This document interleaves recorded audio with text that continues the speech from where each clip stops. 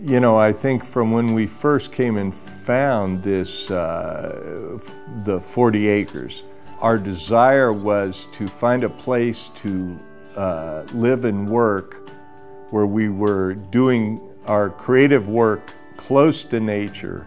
But from the very beginnings, we wanted to try to integrate our lifestyle with the things that were happening at this Pinyon Juniper Ridge. So I always say I'm a student of poetry who became a studio artist, who then became a landscape architect, only to discover that I'm simply trying to make poems. The medium may have changed. It might be stone and water.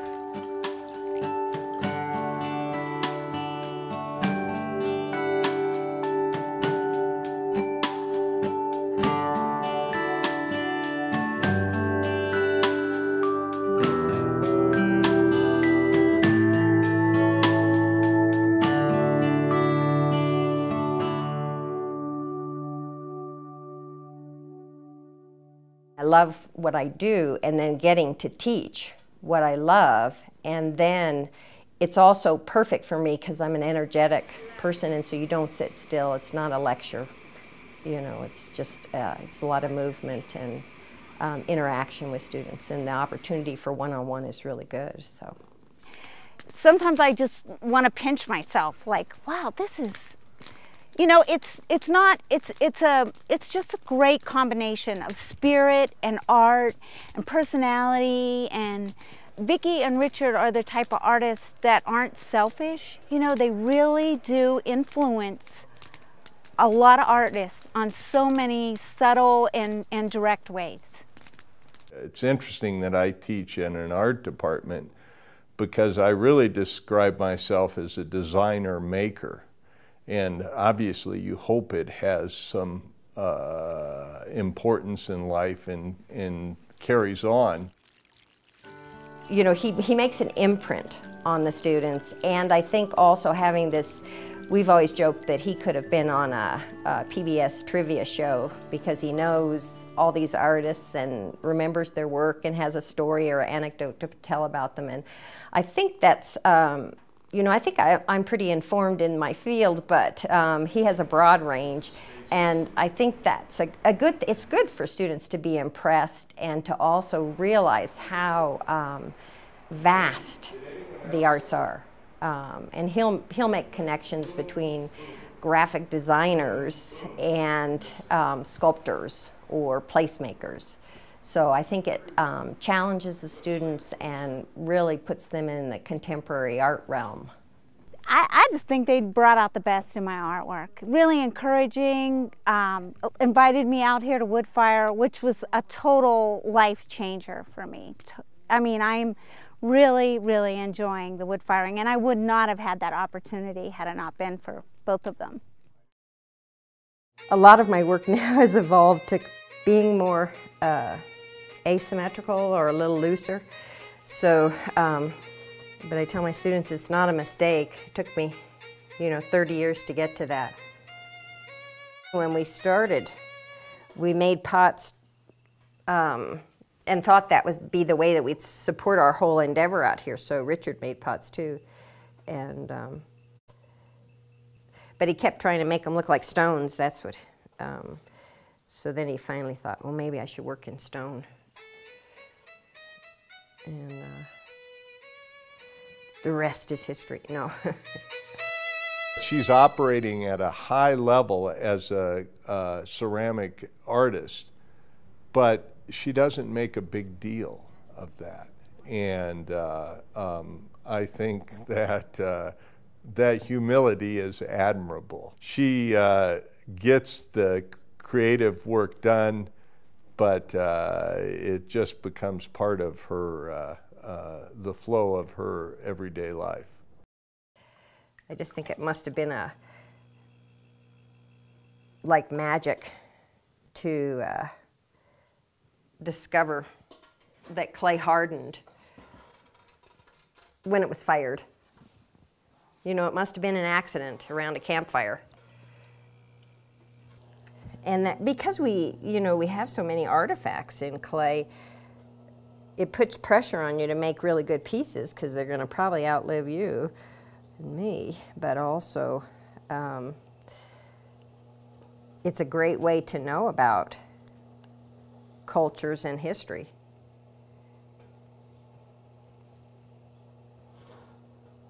So you only want to make good pots. It's so funny when I'm teaching, I'll tell my students, don't make them too precious, just until you start to make pieces that you're really proud of. But it's always different because it's from our own perspective. So when you're just a student starting out, my first piece was, well, it wasn't even this thin and this is thick. It was like an inch thick, a canary yellow paperweight. And now as a teacher, I would say, oh, you should just reclaim that clay and make another one. And, but at the time when I made it, I thought, I've got it centered. I'm keeping it.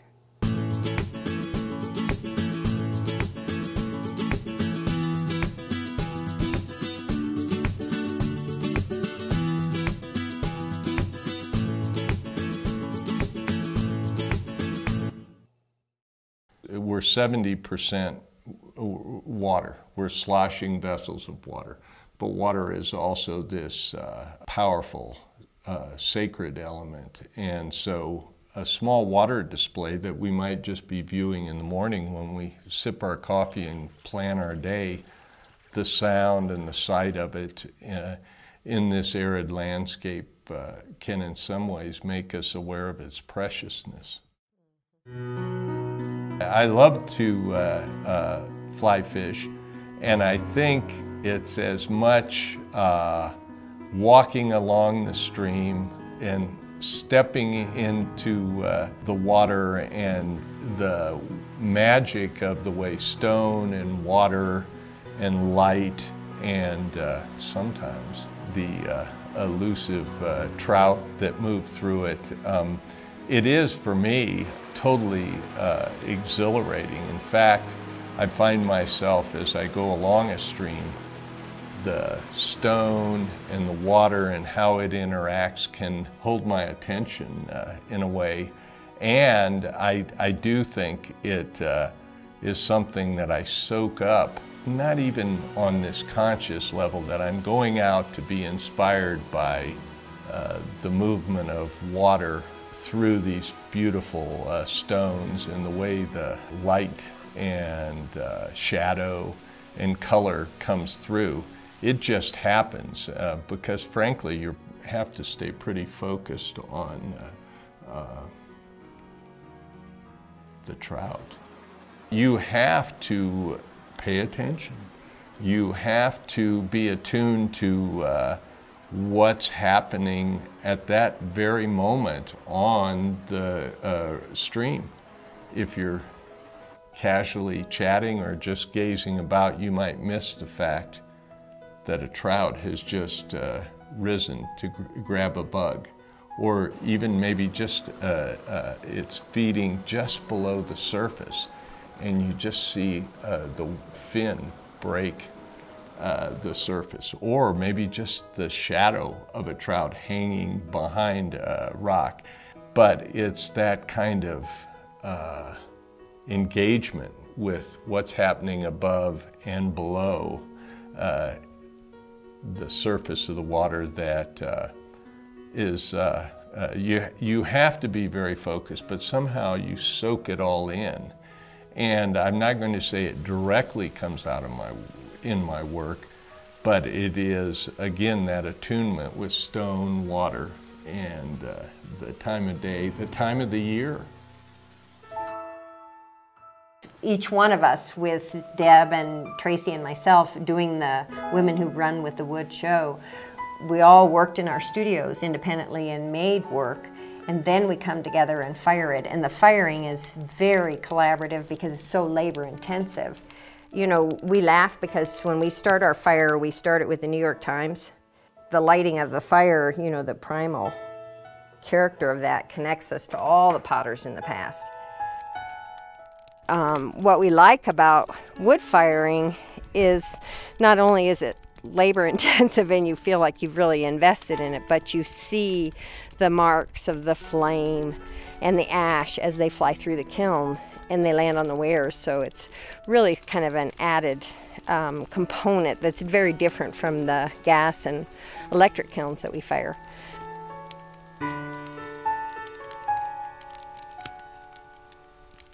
There's a poetry to it that's why we're in search of it.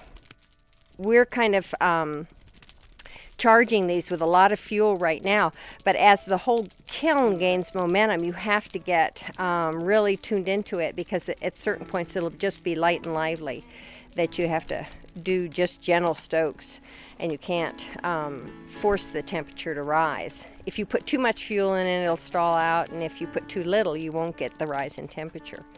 The marks of the fire can be so mysterious and so powerful, and so much about the process.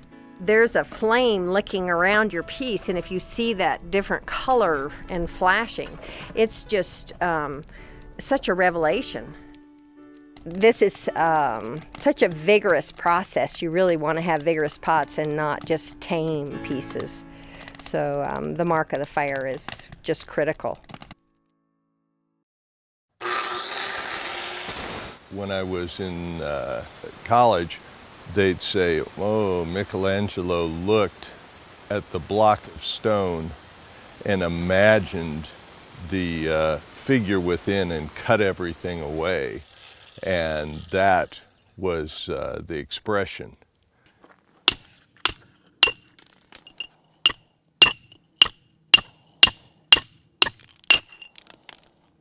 My work comes from a much more, I guess you'd say, Eastern orientation, where if someone asked me, well, what's your art? And I would say, oh, I think it's simply having a deep response to these magic geology of impressive movement of natural forces, and then I do something to amplify it. I just did a sketch from this angle, and I'm talking about a lyrical seam of white, and then at the top, like a mountain ridge. And then when I start thinking about what I could do, I'm talking about here a dialogue between the white granite vein and a basin or a depression, and could be terrific, maybe a little overly enthused.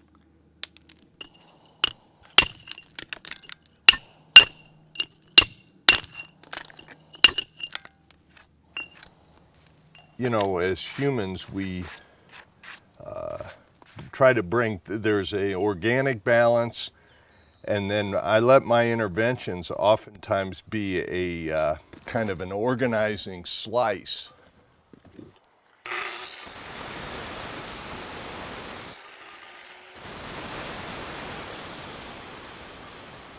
I always like the story of the wonderful Japanese woodblock artist, Munakata. He was famous for just doing these very dramatic woodblocks, but he had a wonderful a piece of cherry wood that would be the basis for his woodblock print.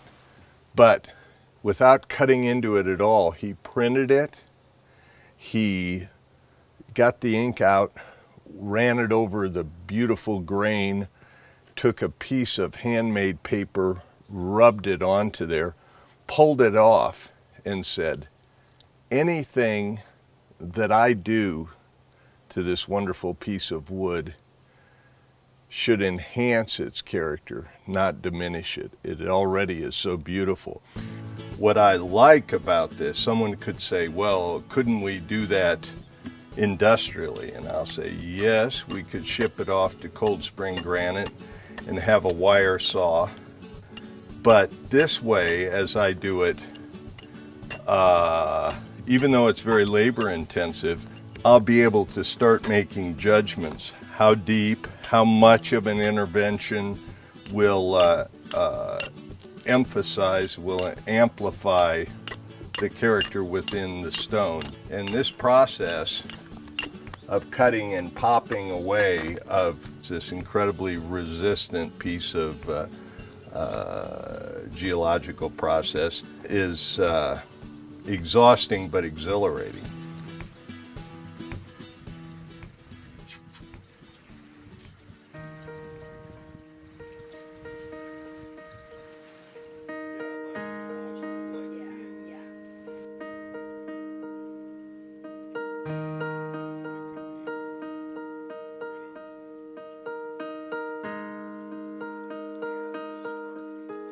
Masatoshi Izumi said that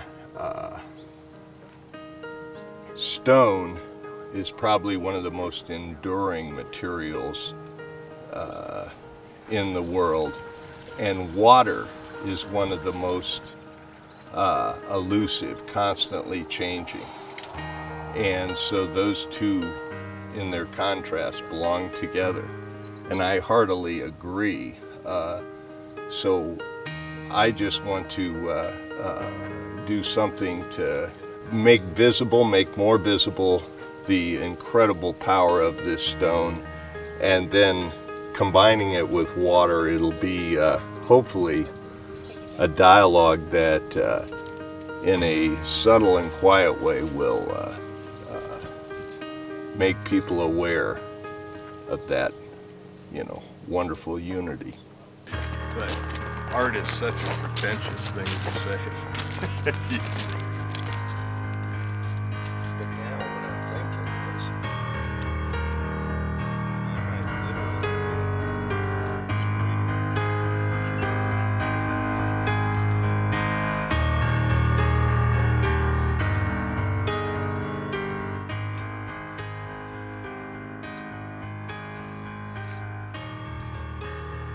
you're there.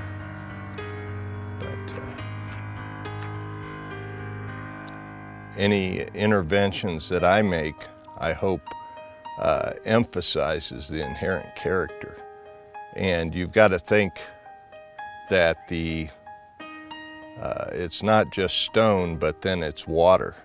It's that wonderful elemental combination that I'm crafting this for, that I'm going to go with. I hope it works.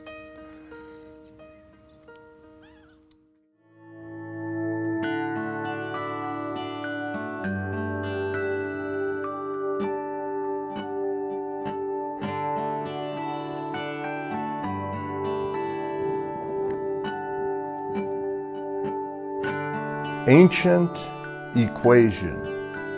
Water flow caresses stone. Mingling equals form.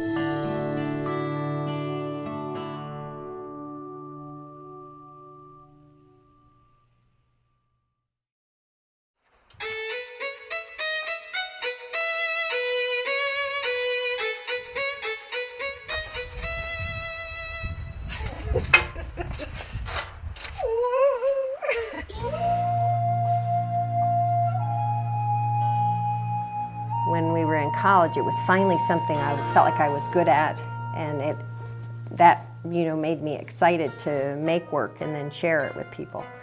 And now it's 40 years and you still feel the same excitement when you're unloading a kiln, or if you're throwing and the throwing goes well, then it can be very exciting and fulfilling. I just love it where it leaves the trace of the story, of how you've had to protect the lid from sticking. So it has a little pattern.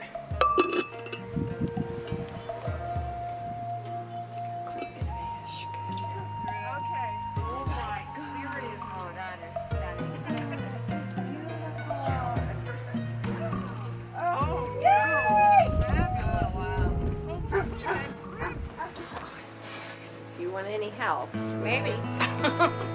Why? Really?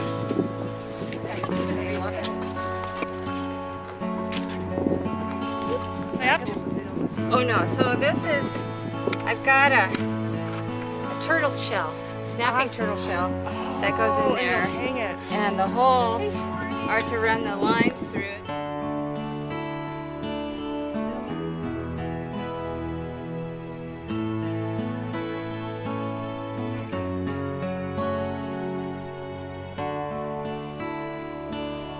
Wow, I'm happy. Yay! Good job. That Miss takes Vicky. a lot.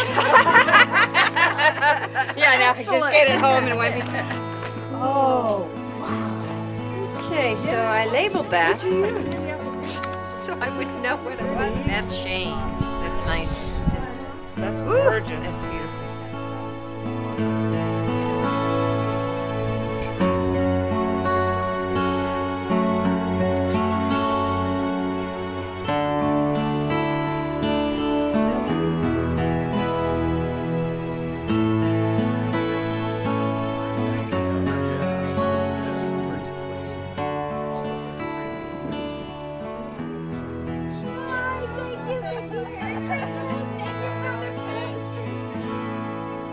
We've just always wanted to be sensitive to the landscape, we're so fortunate, you know, that we live in a country like this where we can actually work in the arts and live in the country, live in a place that we love, have the inspiration of the landscape, and have the opportunity to teach and share that.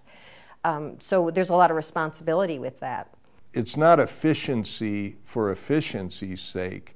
It more is we would hope to be a respectful way of living our lives, and it's aesthetic. And I know, I love the statement by the artist Joseph Albers, and he said there's no difference between ethics and aesthetics. You know, so that's not art for art's sake, it's art for life's sake. I mean, I would love if I could be kind and if I could do the least amount of harm. And that includes, you know, like I said, because you're taking clay and fuel. We try to use edges from a sawmill so it's the waste product, but every step along the way you have to kind of assess and make choices. And it can be a reflective and a thoughtful thing to do, because I think if we don't all make some determinations like that, we can do a lot of damage. You know, I think we live in an extractive economy, and if even making pots, what I admire so much about the Native Americans is that they have a ritual when they mine their clay. And so they're very sensitive and aware of that. And it's too easy for us to just, you know, unwrap a 25-pound pre-made bag of clay and not even pay attention to where it came from, you know. So I love being more sensitive to it, but then I also realize how complex I am, because we love that we have the solar panels for producing electricity, and we've got the radiant floor heat with the solar panel and composting toilets, so we're conserving water, but then we drive 70 miles round trip to school. So, you know, you can't be a fanatic about it. I think you have to just try to be as sensitive as you can and make the right choices. There's always contradictions, but if you try to live and have a low impact but a positive impact. You have to keep optimistic so you don't you know, weight yourself down too much with the negative or the problems, and then I think it's just taking some steps, you know. And I wouldn't say that I'm a prescription for doing the right thing, you know. I would hope that I can live, you know, my life and be an example, but I can't think that I'm this ideal example, you know, because it's more complex than that.